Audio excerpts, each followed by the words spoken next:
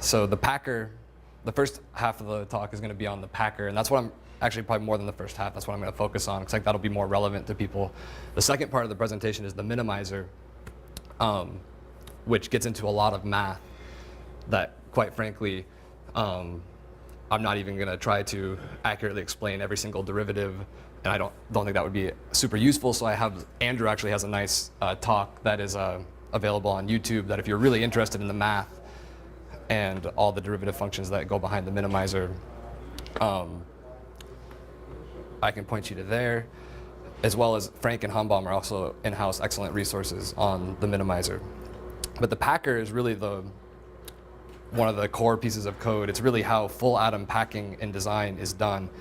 It was originally written by Brian Kuhlmann, and before the packer, basically everything there was very little full atom functionality in Rosetta, and also design was not possible in terms of full atom combinatorial sidechain packing.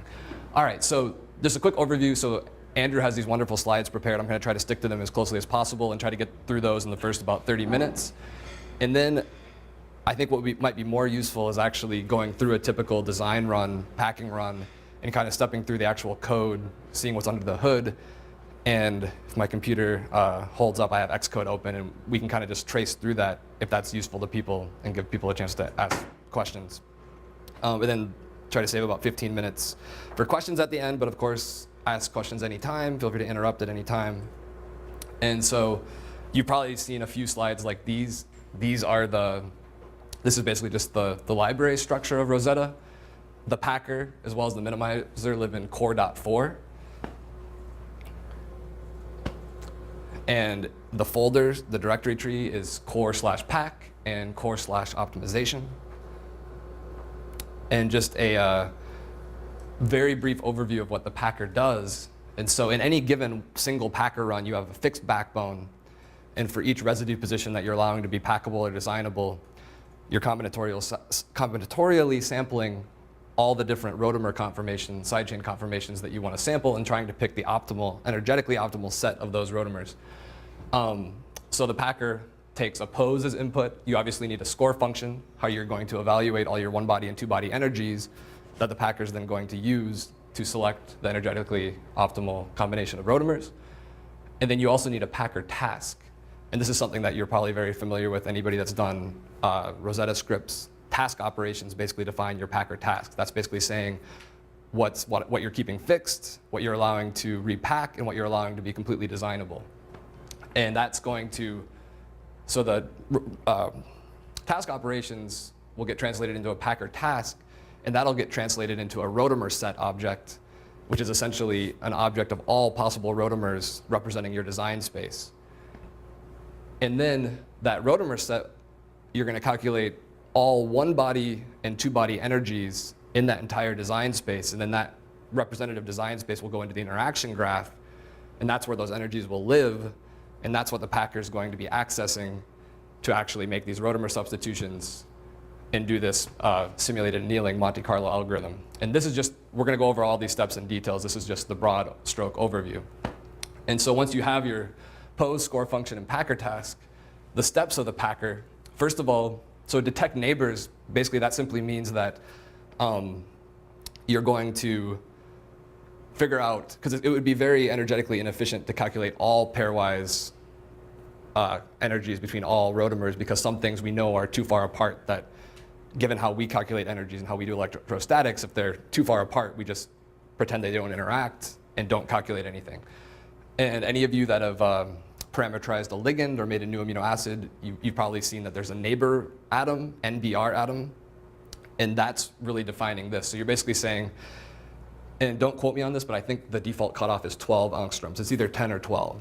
So basically, if the neighbor atoms are within, if you look at the neighbor atom and the neighbor radius of two interacting Rotamers, if they're within a 10 angstrom or 12 angstrom cutoff, then the energies are going to get computed.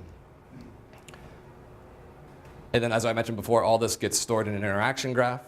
We have one-body and two-body energies. We'll go into detail later about what those are. And then we run the packer, which is the simulated annealing Monte Carlo algorithm, which those words get thrown around a lot. And Vikram and Chris have put on the Rosetta 101 where they kind of cover in a very nice, easy to understand way what those algorithms do. But just a quick overview of what's actually going on in the Packer. Inside the code, you have this outer loop and an inner loop.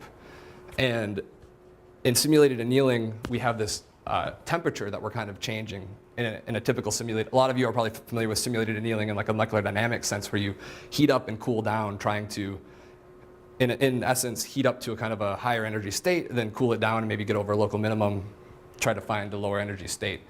And so in this outer loop is where we're varying the temperature. In the inner loop, for practical purposes, the temperature is more or less kept fixed. And then, so you can see that we have a certain number of outer iterations, a certain number of inner iterations, and then within this inner loop, we're using Monte Carlo to basically randomly do Rotamer substitutions in a very efficient way. And then we compute a change in energy between the old Rotamer and the new Rotamer for that Rotamer substitution. And then it's the metropolis criterion that then we decide whether or not to accept that change or reject it. And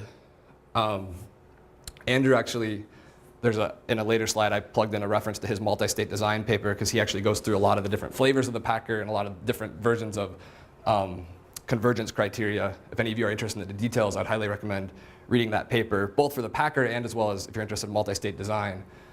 But basically, the metropolis criterion is it's basically trying to efficiently find a state at which the energy can't go any lower. We've kind of reached convergence, and that'll stop this nested set of for loops and return what should be the energetically optimal set of Rotamers, or at least close to it. And this is just a little visualization here. You have this phenylalanine Rotamer. So basically,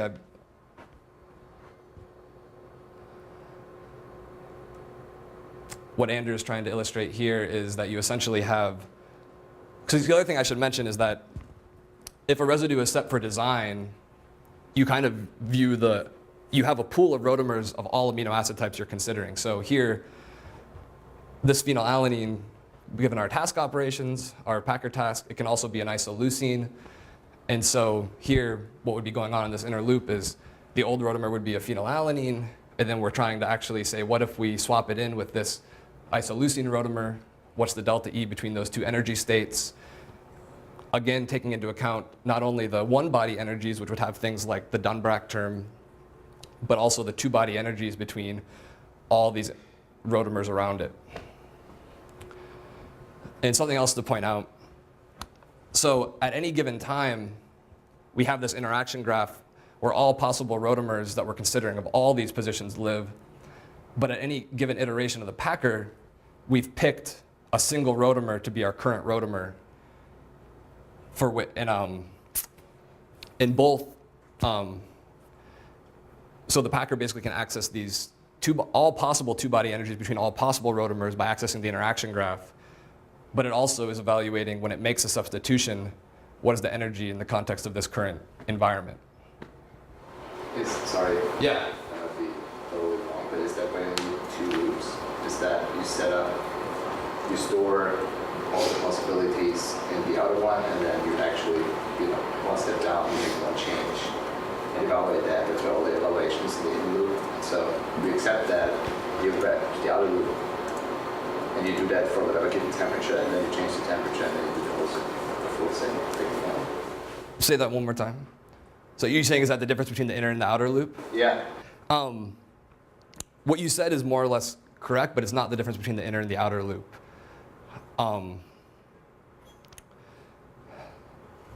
It's fine. Let me actually,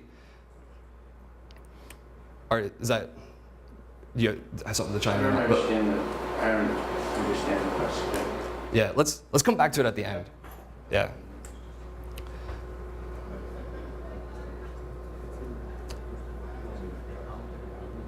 So, but it's always calculating the delta energy for one Rotamer in the context of the rest of the protein. So, like, for example, if the phi was better in some other state, but the surrounding rotamers were not ideal, then the isoleucine might be preferred in that given run. Is that what you're saying?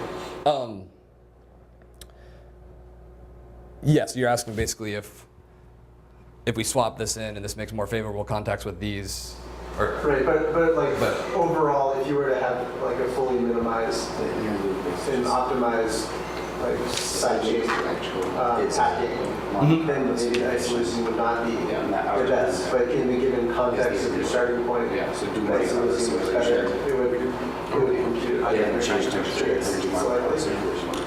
in the short term, more or less, yes. Yeah. And yeah, a better way to maybe say what I said earlier is that we know where, for whatever rotamer is currently selected for each of these positions, we know where that lives in the interaction graph. And so for computing all these pairwise energies, you're still kind of going back to the interaction graph. And I should also mention that the packer, the way this works is that even inside this inner loop, we're making lots and lots of substitutions. And so yeah, you may put in this isoleucine, and in the short term it has a better energy, but as you start making other substitutions, it may easily go away. Or if you try doing a substitution and it clashes with something, it might initially get rejected. It could, depending on what substitutions happen later, come back. But lots and lots of substitutions are being considered. And through the way that this is written, you get relatively high convergence with only sampling a pretty small portion of your space, which is why the packer can operate so quickly. So to answer your question, I miscounted the open curly brackets. So the outer loop is the annealing, and the inner loop is just the Monte Carlo center. So Yes. And sorry if I said that unclear. no, that's totally fine with you. Yep. Yeah, the outer loop is where the temperature is changing, simulated annealing part, and the inner loop is where we're actually making these rotamer substitutions through Monte Carlo and deciding whether to accept or reject any given substitution.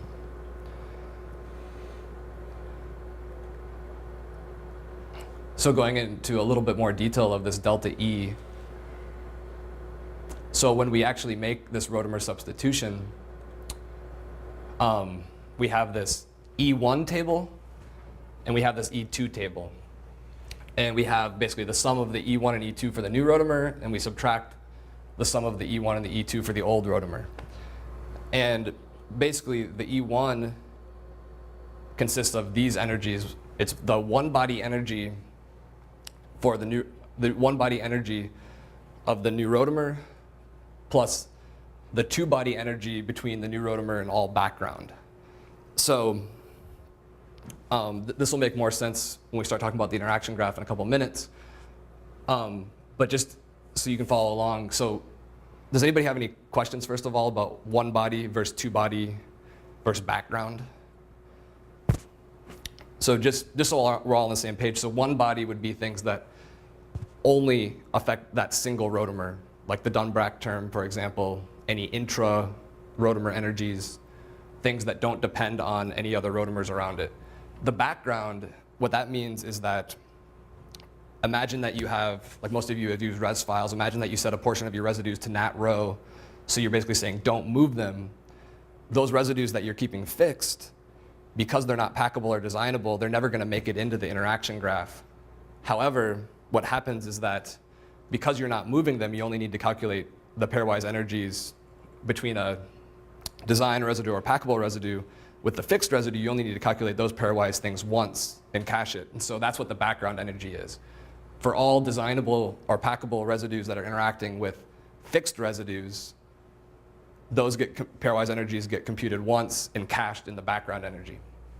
And so this E1 table is basically things that are not going to change depending on the context of what's around it. You have your one body energies and your background energies.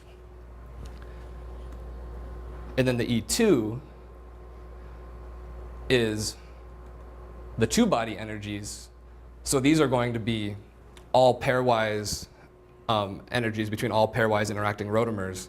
And this is obviously going to change depending on the context and what is around it. And that's what this E2 is. And this all lives in the interaction graph. And again, this comes back to that neighbor atom thing that I mentioned, where all things within a certain cutoff, all pairwise energies are going to get computed.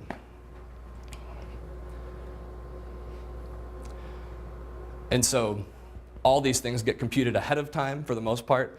E1 always gets computed ahead of time because those things are not going to change. E2, you've maybe seen, like a lot of you probably use like the lin mem IG option in Rosetta.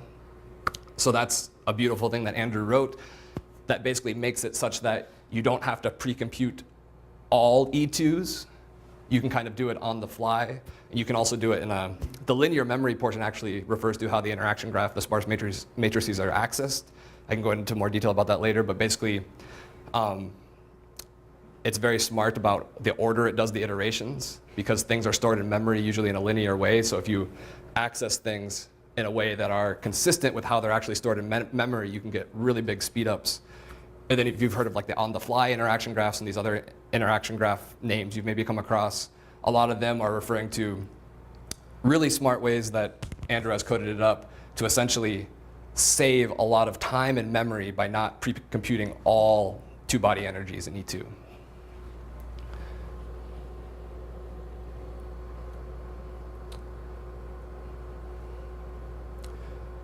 And this, I think, is leading into the interaction graph. Yes, so that's basically how all this stuff is stored. And this is just a little cartoon illustrating we have our backbone, we have rotamers here. If we view, in this case, all of these dots as backbone positions that are designable or packable, the interaction graph is going to consist of all possible interactions between all possible positions.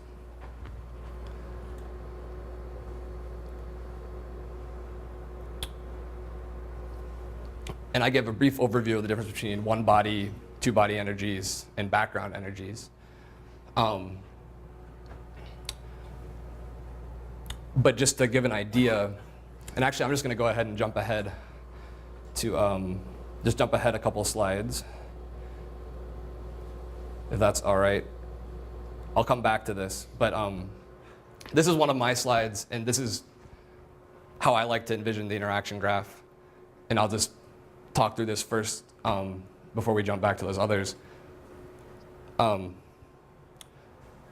just to walk through it step by step, you've got your backbone, you have a set of positions that you want to make designable or packable. Every position that is designable or packable becomes a node in the interaction graph. If those two positions can possibly interact, which comes back to this distance cutoff between the neighbor atom and neighbor radius, an edge is drawn between them. And then in this graph data structure, at the node level, we have a vector of all the one-body energies. So each one of these, so if this is residue I, and then I has, in this case, simplified example, 5 different rotamers it could possibly be, which could be different amino acid types. These would be the one-body energies for all those 5 rotamers. The edge, this is basically saying that I and J can potentially interact. The edge points to this two-body matrix of all pairwise energies between all designable or packable rotamers of I and J. And in reality, these matrices are what are known as sparse matrices. Sparse matrices are basically simply because for a lot of these cases, there's going to be a lot of rotamers that don't actually interact. Their total energy is going to be 0 because they don't actually they're not close enough to interact. You can imagine you could have a lot of cases where you have 2 positions and then a lot of rotamers pointing away from each other. And so in a programming sense, it wouldn't make sense to allocate memory for every single, because again, in reality, these matrices are going to be like thousands by thousands, not 5 by 5. So it doesn't make sense to allocate memory for each one of these squares. So in practice, a sparse matrix, what it does is it basically, anything that's 0, it doesn't actually allocate space for it. It just does only the things that are non-zero actually get allocated.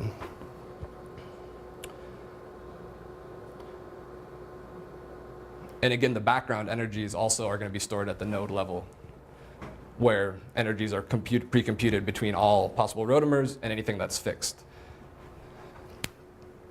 Does anybody have any questions at this point? Yes. Yeah. In the matrices, in two-body energies, in every box the would actually be allocated memory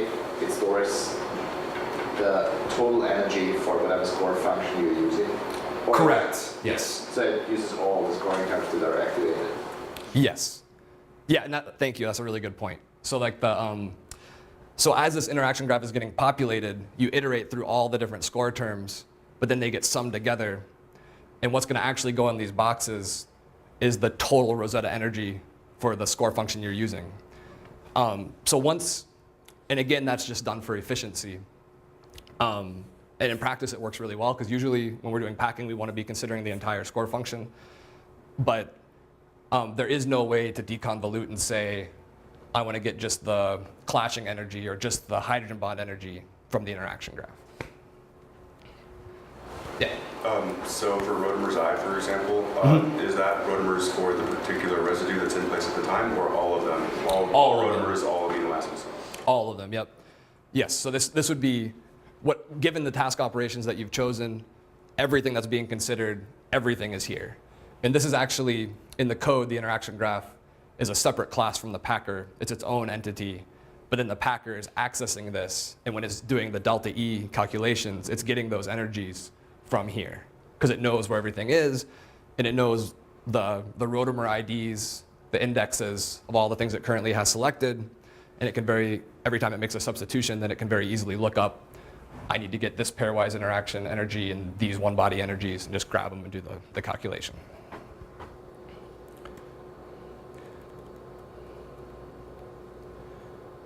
All right, so going back a few slides,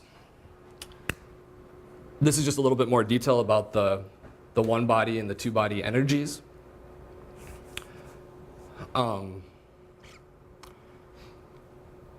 So every time you write a new score function, a new score term, which they're usually referred to energy methods in the code, you have to specify whether it's a one-body term or a two-body term. There's also, in the context of like two-body energies, you'll probably hear the terms context-dependent and context-independent, which the context-dependent ones rely on more than a simple pairwise calculation. And however, because everything has to be pairwise decomposable, what happens in that case is that you actually have a pairwise calculation between two rotamers. You consider information around it, but then you still just store a value for each pairwise thing. Context independent means that the energy is going to be the same regardless. But between those two particular rotamers, the energy calculated is going to be the same regardless of what's around it, which makes sense given the name. It's independent of the context. And this is, we can go into detail more about this if people are interested. This is basically just mentioning the two main functions that you would need to override. These are, because all the energy methods get inherited from parent classes. And so here, if you want your energy method to work with a one-body term, you need to override this residue energy function, which is essentially going to get called, and that's going to implement the details of how you actually calculate the energy. And then here it's residue pair energy, which, because you need to be able to take, these would actually be rotamers, references to, they're called residue objects, but a residue object is actually, it's an individual rotamer. You need the pose, of course. If it's context dependent, you need to know what's around it. Score function. And then an energy map, which emaps in Rosetta for the most part are simply tables that get populated. And a good C++ thing to maybe point out is you can see all these ampersands here. Those are references. So what that means is that, and you can also see that this is void, it's not returning anything. So what's happening is you're passing references to the actual memory for all these things, including the emap, which is an energy table. And then what happens is as these are getting calculated, all these this actual memory will actually get overwritten, what's being calculated. So this emap will basically be a table that, when this function is called, will contain all pairwise energies for those two-body energies. And that emap table will then get stored in the interaction graph. But you also put constant there. Does it mean you don't want to change? Yes. Do you want to change the pose or not? It's constant. That is a really good point. Yeah, I think I think so. Like these, the rotamers you want to keep constant, the pose you want to keep constant, the score function you want to keep constant. I think. Oh, go ahead. One like overriding philosophy in Rosetta is that scoring never changes the pose or anything inside the pose. Yes. So it's actually an external check where if you write, so this is like an example of that, of like you can ask for an energy, but scoring doesn't change the pose. There's only sampling and scoring, and they're kept separate. But you only update the emap here. Yeah. No, and that's a really good point. So these are just accessing the actual memory for efficiency, and we don't want to change these things, as Chris just mentioned. I hesitate to contradict Andrew's slide, but I'm wondering if this is, because the energy map does get updated. Energy map is updated. So I'm wondering if this is just simply a mistake, or if that is. No, that means it's, that. I'd have to look in the. Like a constant function. That means you can't change class variables. I mean, yeah, So you you just, can't change the two-body energy function. yeah, it just, So you can change the energy. yeah, that just means that, like, so when you You're right. When you construct an object of that class, any of the member variables of the residue pair energy class, those aren't allowed to change when you, so residue pair energy is a class, and you create an object of that class, and to do that you have to give it different pieces of information to populate it, to set it up, and then after you make one, you're not allowed to change the member variables. You are allowed to have a function where you pass in other classes variables, and they get changed and they get passed back, but they're not, those variables don't live inside the box that is the residue pair energy class. I see. They're just a function of it. Yes. Yeah, thank you. That's a really good way to put it. And so you're right that this is an object. It's constant, but we can't change it, but functions can be called to populate the values of the table, which is why it's a const.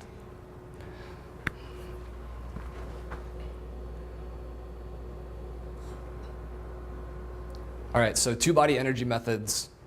So this is going over Andrew's try versus try algorithm. And this is actually a really cool concept. Basically, let me see if he has a illustration. I'm actually just going to draw a quick picture because it's not worth going into super detail about it, but this is one thing that is a really key part of how Rosetta can run as fast as it does when it's doing packing. So like if we have imagine each one of this is going to be a side chain, and each one of these circles is an atom.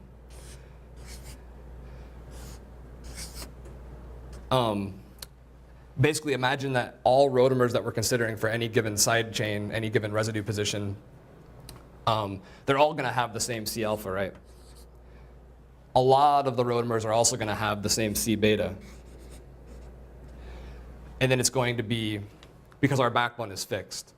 But then you're going to get a lot of, once you start getting into the chi angles, you're going to get a lot of variability. And this is a silly picture, don't pay too much attention to this, but the point of the try versus try is that you actually keep track of which atoms are the same and don't recompute things that you've already computed. Because normally, most of these score terms, they're pairwise at the residue level, but when they're actually being calculated, like electrostatics or hydrogen bond energies, for example, it's actually having to iterate through every atom in rotamer 1 and cross that with every atom in rotamer 2. And so this could be a similar scenario. And so the point of the try versus try, in the way that this happened before try versus try existed, is that for every rotamer pair energy, you had to do all atom by all atom energy. Whereas here, and you can imagine, so if you have 1,000 rotamers of rotamer 1 and 1,000 rotamers of rotamer 2, you're recomputing the C alpha versus C alpha, the C alpha versus C beta 1,000 times 1,000 times more than you need to. So in a nutshell, the trie versus trie just keeps track of which atoms are the same between trie, and this is actually, so a trie is a fancy word for basically a type of tree as a data structure. And so basically it keeps track of, it kind of, you can imagine it like doing a superposition of all the rotamers and basically representing them as a trie structure where you only calculate the differences. Does that make sense? Cool. All right. And basically this gives, I guess, a 4 times speed up over the naive algorithm, which if you're doing lots of packing, that can be a pretty big speed up. And it's used by, so HACALEC has now been replaced by FALEC, but it's used by all these different energies, the repulsive Lennard-Jones, hydrogen bond, and the electrostatics.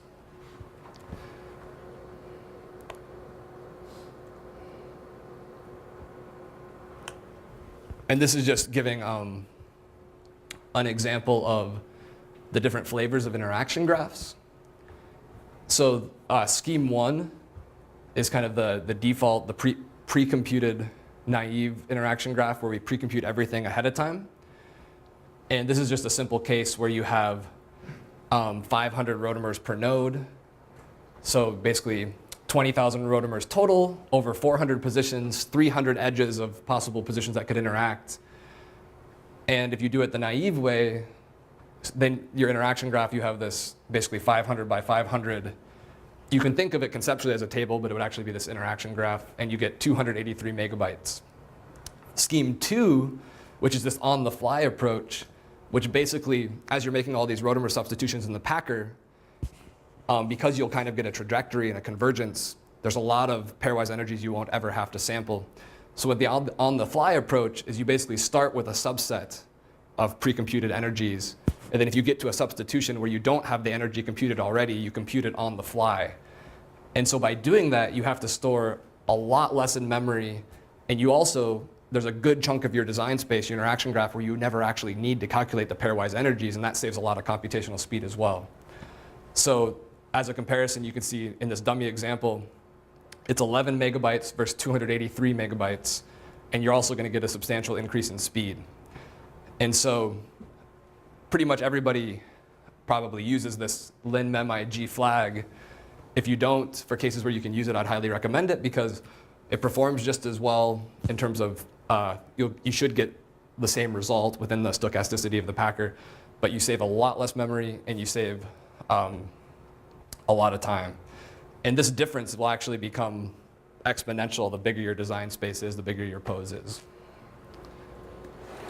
Wait, sorry, and the value of 10 just specifies the number of... Ooh, I used to know that. Do you remember, Chris, what the 10 means? It's setting a parameter. So you set linmemig. Now if 10 is good, I'll use 10. Yeah, I mean, it's one of those things where you should always use 10. I can't remember why. I can remind me and I'll look it up later because that would actually be good to know, and I, for the life of me, can't remember what that value is. 500 by 10. 10 tables? No, because regardless of what you're doing, like, because I imagine you probably, all of you have probably Rosetta scripts that you inherited from, or flags files you inherited from other people. I guarantee you if you have the linmemig, it probably has 10 next to it. Yeah, I once changed it to a smaller number because I got the memory issue. Mm-hmm. And when I think it has something to do with the level it actually gets pre-computed. Yeah, how many you store every time, or? Yes, I think you are exactly right, actually. So it refers to, because we have to have in order for the packer to start, you have to have the interaction graph partially filled in. You have to have some things pre-computed.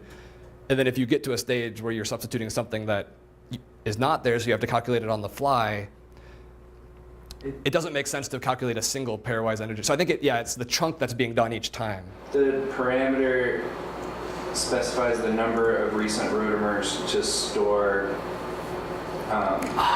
things Yes. for storing. So basically you you're storing the previous 10 rotamers. So like how far in the past its memory goes. So it's like the last 10. And so it's just like how linear memory is it? Like if it's if that number was infinity, then it would become the same thing as the naive type. Okay, cool, thank you. All right, so this is just illustrating the interaction graph with just a little bit of a different visualization, and basically also illustrating what I mentioned before about sparse matrices, where these would be things that were actually 0 because there's no actual interaction between those rotamers, and so memory does not get allocated for them.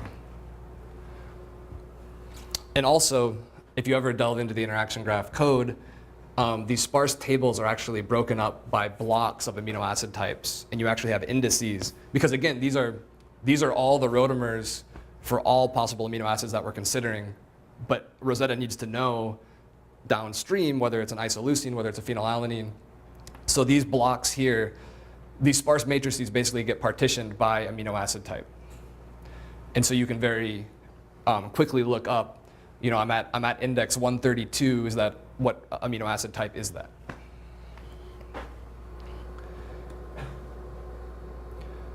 All right, and before we move on, does anybody have any questions?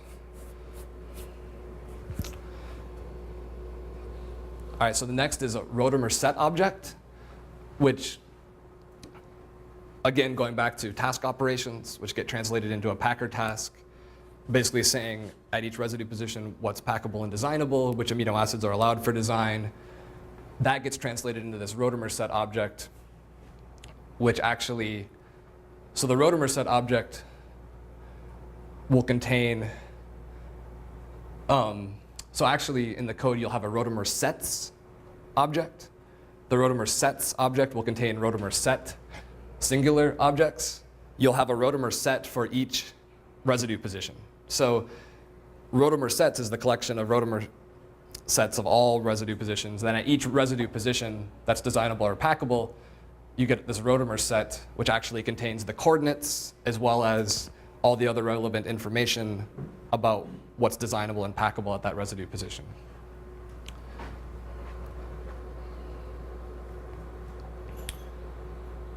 And these are, if you ever get into the code, these are two very, very useful, there's functions to access these vectors, and it's very useful.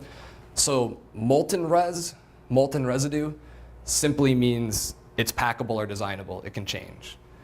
And one thing that can be a little tricky is that the residue ID refers to the pose numbering. So Rosetta numbering 1 to n for the number of residue positions you have in your pose.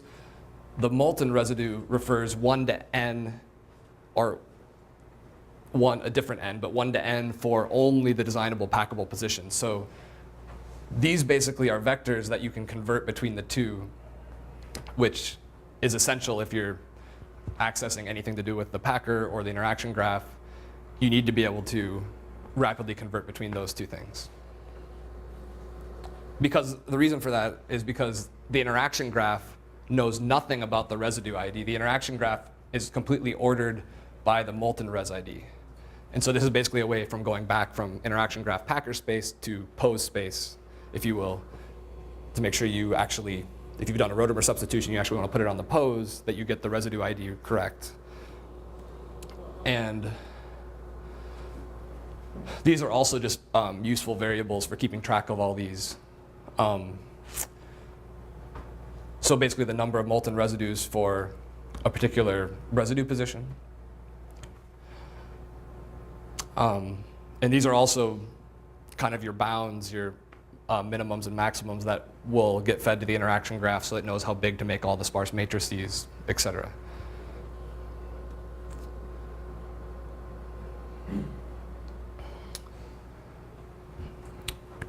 Inside a Rotamer set object, you essentially have a vector. So again, a Rotamer set is for a single residue position.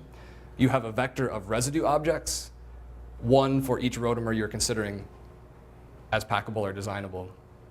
And we can go through an actual example in the code, but for example, if you have a Rotamer set and you want to manually take a given Rotamer and stick it onto your pose, what you would do is you would basically pull out from this vector the residue OP that you want, and there's a function pose.replace residue that you can actually manually replace a given residue position with the Rotamer that you want. And you would access it from this object. All right.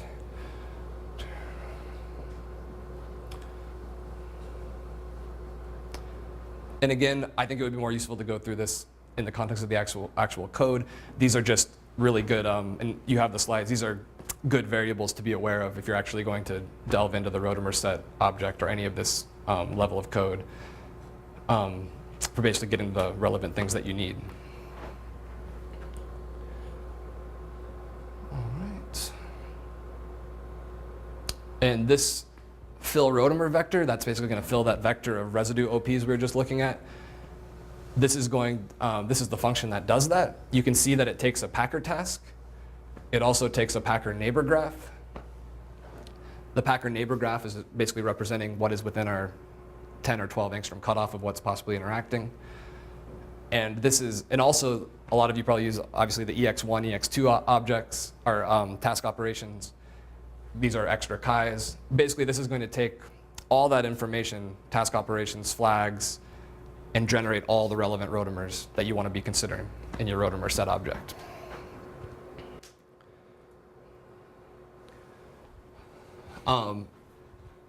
And all the possible starting points come from this Dunbrack library. Roland Dunbrack, his lab has really kind of led the way in terms of Rotamer libraries. And so you start out with grabbing a Rotamer library. You, of course, eliminate things that don't match up with your task operations or that potentially maybe clash with the backbone.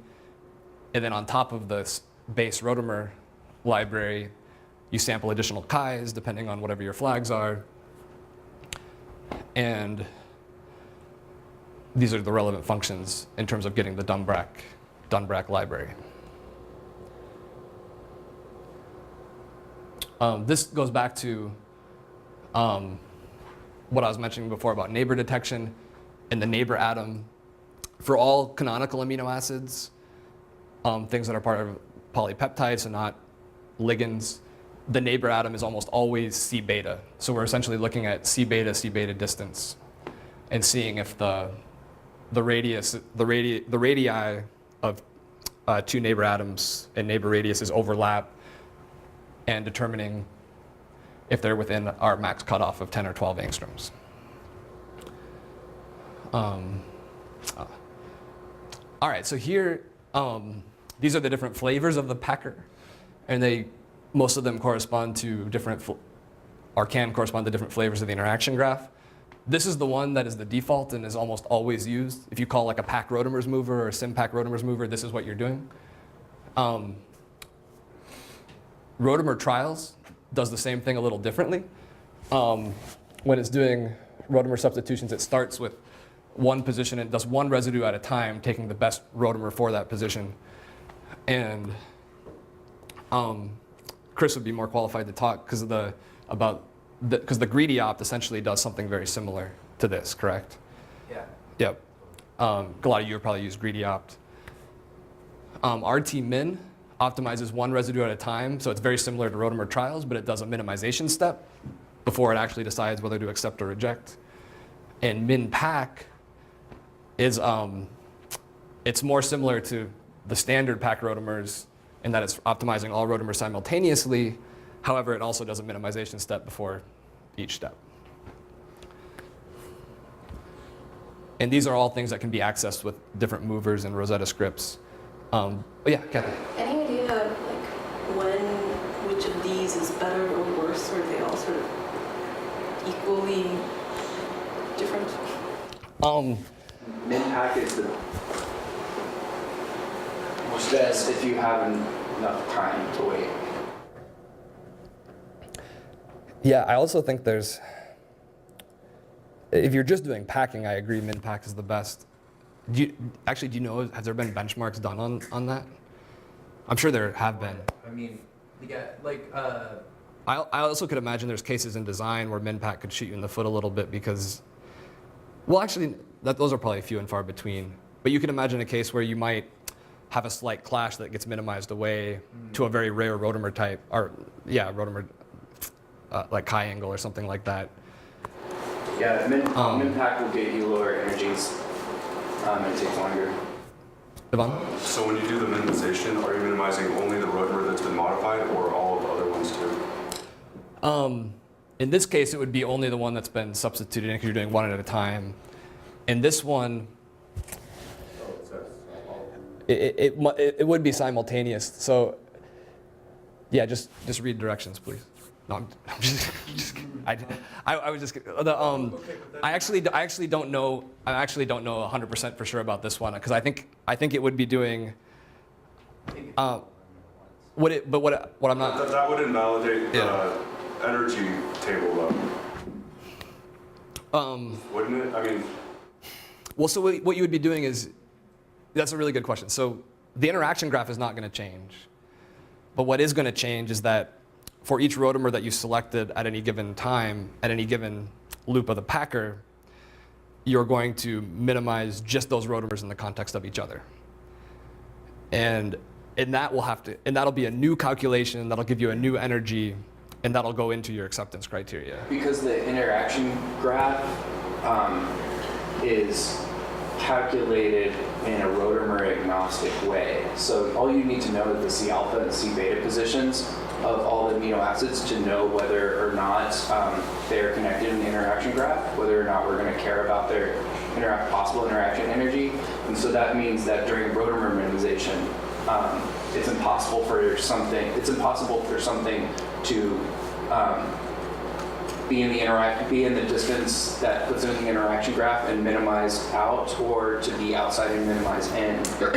When I say validate, I mean the rotamer in its current position in the pose will have been minimized, so torsion angles along like high angles will have been modified.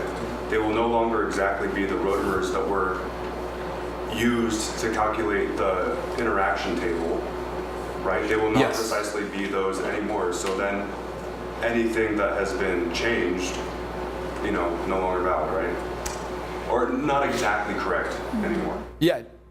The energies will be updated. Okay, so you recalculate all of it. Yeah. I mean, No, this is a really good question actually. And sorry, go ahead if you. Yeah, well, like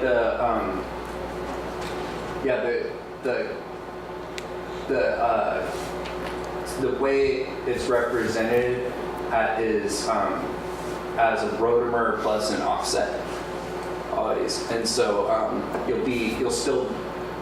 You're talking about the interaction. Yeah, right? there is a problem that brings up a pathology with it. Is during the course of minimization, internal to Rosetta, it's defined as staying in the same rotamer bin with a certain offset, but it's possible that you could minimize far enough away that really you're closer to a different rotamer bin. But this mostly just matters with how the rotamer energy is calculated, because the rotamer energy is an energy associated with this rotamer bin plus an offset that comes from minimization or from extra rotamer sampling. But yeah, it is possible to start at a rotamer and minimize all the way to where you're closer to a different rotamer bin, but it'll still count it as the original rotamer bin with a big offset. Yes, but yeah, that's a really good point. But in practice, whenever you make a substitution in the packer, it gets that actual residue OP from the rotamer set and actually keeps track of it. It actually, so it actually lives in, so what's basically going to be happening is you get the initial energy from the interaction graph, you get the initial rotamer from the rotamer set, and then you minimize it, and you're minimizing all the rotamers that are currently stored in memory in the packer, and those are basically stored as a separate thing. And so basically you're right that you've deviated from what was pre-computed, but because like the point that you brought up is that would come into play, but in practice, the packer's only going to be keeping track of the minimized version of that rotamer until it gets substituted with something else, and then whatever it's substituted with will get minimized. And in this last case, I think other positions around it are allowed to minimize as well. That's what I wasn't exactly clear on, is whether, because you're optimizing all rotamers simultaneously, but when you're doing the minimization step, are you minimizing all currently selected rotamers that the packer has chosen for each position? I think you are. I think so, or just all the ones in a certain, in like within the neighbor distance of the one that's recently changed, and just minimize all those at once. And then it totally does make the whole idea of having the pre-computed interaction graph that makes the packer fast, it invalidates that, which is why it's super slow. It's like no longer, you no longer can pre-compute everything. You're going off rotamer. And so, Okay, that was the answer. yeah, totally, I understand. Cool. Yeah, Anastasia. I was wondering if the interaction graph is computed only on CBeta, if in some cases it will make sense to modify the preset cutoff of distance, like to include some residues that will not be detected as interaction. You're basically worried about cases where things should be interacting and they're not. Yeah. The cutoff, so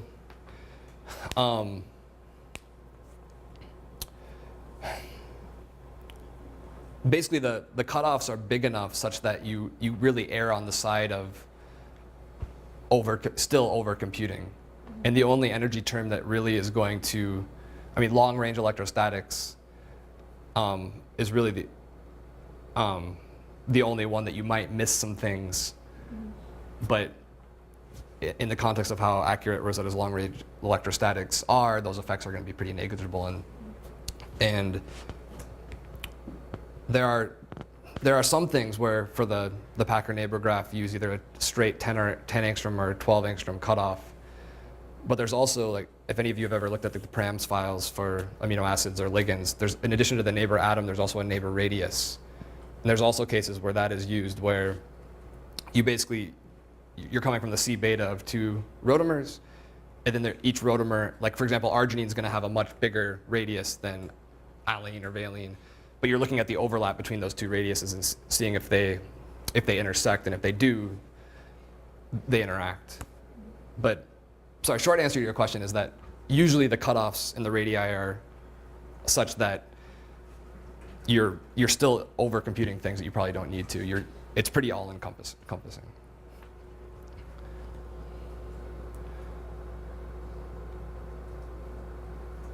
This. All right. All right, so now we're gonna, and I guess, sorry, I'm taking longer than I intended, but are we supposed to finish at noon? Give or take, okay. The minimizer stuff I'm gonna go through pretty quick. This is a slide that I added. If you're really interested in the math behind the minimization, Andrew has a lecture on YouTube where he goes through that, and it's actually these same exact slides. And he actually walks through step by step all the derivatives and all the cross products. I'm not going to try to trudge through that right now. The trickiest thing, in my opinion, in terms of writing a new score term, is getting the derivative function correct. Because if you want a score term to be compatible with minimization, you have to have a derivative function, and that can be really tricky. And there's several people in-house that are experts. Frank probably being the most, as well as Hanbaum, that if you're ever interested in doing that, writing a new energy method and just getting it to be compatible with the packer, like the residue pair term, is relatively straightforward, but the derivatives get really tricky. Also, there's also, just like there's different flavors of packers, there's different flavors of minimization, and this is the page on the wiki that actually goes through some of those. I'm also not going to go through them today, but if you're interested, this is the page on the wiki, and it goes through, because you've probably seen these, there's like the LBFGS, RMIJO, and these are all just different algorithms, different flavors of minimization.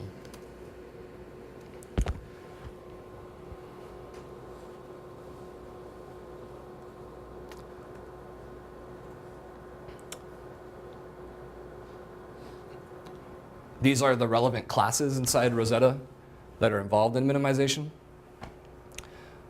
Here, the minimizer map and minimization graph are different than the interaction graph, and they're really, rather than representing all things that can be interacting, what they're really representing is what's connected and the degrees of freedom associated with them.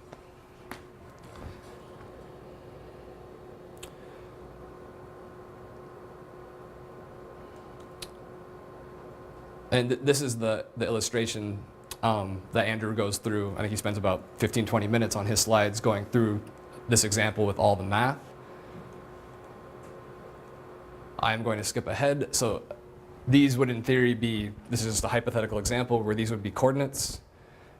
And these are all the degrees of freedom that things can sample. And so you're essentially, like if we're minimizing this particular degree of freedom here, so this would be moving like this. You have this radius here. We're looking at the circumference of the circle. And this is basically just the math that then feeds into how you get the derivative for that movement, for that degree of freedom, where we're essentially trying to minimize this change in energy here, or using this change in energy and trying to minimize the total energy.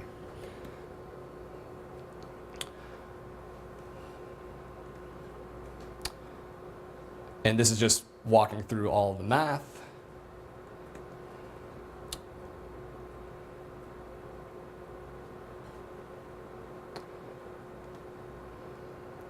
And here is showing a little bit more realistic example where we've got a backbone and some side chains. And a lot of you have probably heard of the fold tree and the atom tree. That becomes very relevant here in terms of defining that's essentially defining what is connected to what, both covalently but also for long range things as well as interchain, and then what degrees of freedom can be actually minimized. So if you have the fold tree and you have, say, a node that has, say, 2 children, if you move that node, does that propagate down both children? Yes. Yeah. So you would, yes. Chris is nodding yes, so. Yeah, totally. In general, yes. It's possible to only move. Yeah, it absolutely does. Yeah.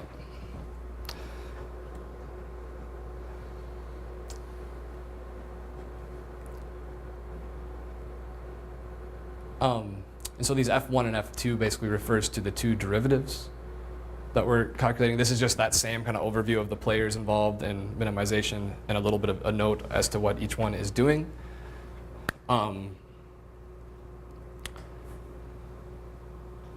So here, this minimizer map is holding these F1 and F2 derivatives. These are the relevant functions involved. Again, everything is inherited, so these are the virtual functions that you would need to override or that get overwritten and called in actually calculating these derivatives.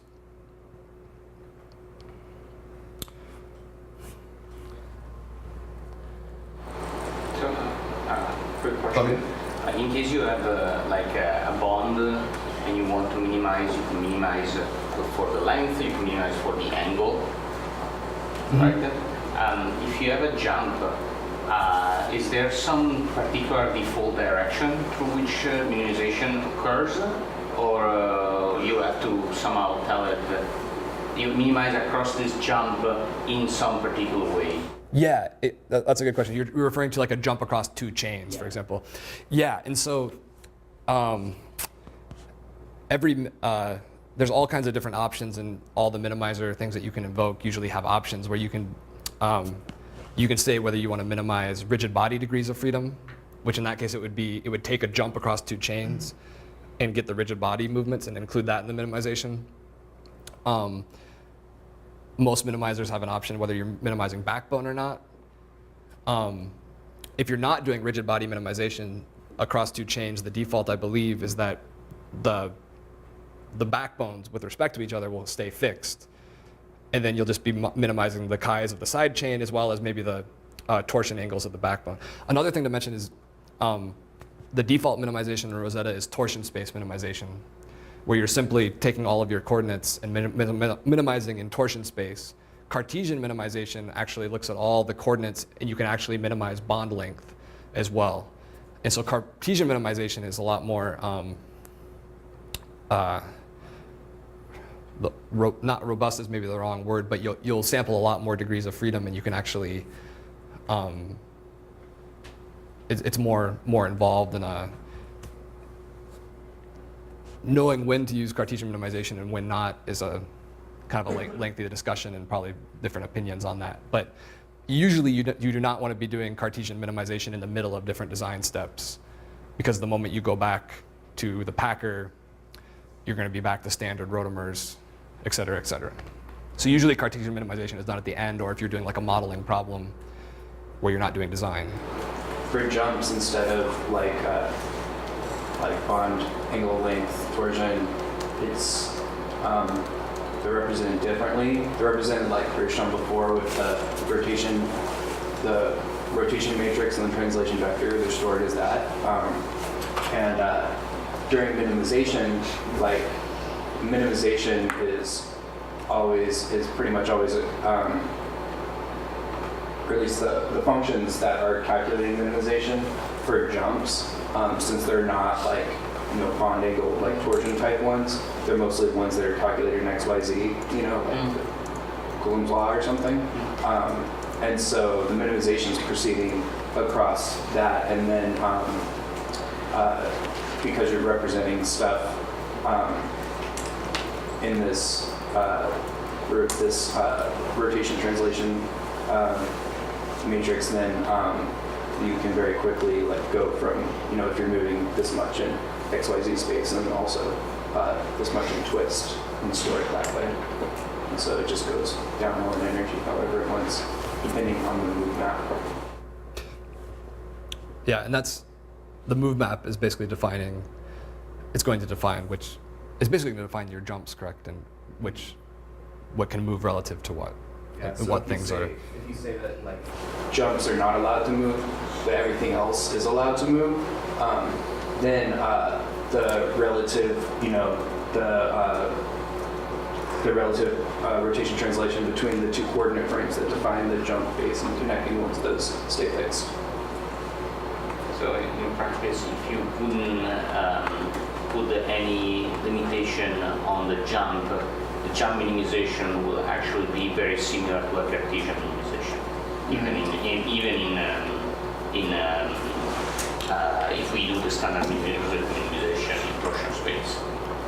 Totally. Yeah, I don't think that there'd be any difference because that's already stored. Yeah. All right, so that is all the slides. We can stop and have just like open question discussions. Or the other thing that I was going to walk through was if basically just actually going into the code, and pretty much all of you I'm sure have done a pack rotamers run to do design, and actually just kind of walk through a couple of those steps to show what's going on under the hood, and basically hopefully connect a lot of those abstract packer ideas that I hopefully communicated well, and then actually seeing how they're implemented. But yeah, does anybody have any questions? Let's do that first, and then I can walk through this, and then we'll probably be time for lunch. Well, I would think that is more sort of, could we just on the whiteboard probably lay out sort of a mental image of everything we have covered so far? Because we built full trees and we made move maps, and those are all graphs in terms of how the underlying structure is, and now we have interaction graphs. And so this is basically dealing with the kinematic model of how you perturb structures on some level, the full tree and where the jumps are that you can move around. And then in the interaction graph, we have a different level. It's also sort of associated with kinematic, which is the rotameric level. But it's also associated with something completely different, which is all the derivatives that they need to actually calculate the energies. So could we just make like a clear, like model how distinctions. Yes. Yeah, that could be really useful. And just to, what you said was totally conceptually correct. Just so there's not any confusion, just to literally correct a couple of things. Like there's a whole kinematics section of the Rosetta code and kinematics objects, and that is completely separate from the interaction graph. Right. Even though what you said is conceptually correct in that moving the rotamers is a kinematic thing. But yeah, one easy way to kind of partition those, the move map and the fold tree and the atom tree, those are all going to be relevant for minimization, but also for anything that's done in centroid mode where you're actually moving the backbone. And that's going to be completely separate from anything where you're doing packing. In the context of a single packing run, the backbone is going to be fixed. And so you actually don't need a move map, you don't need an atom tree or a fold tree, you don't need to have any of that directly.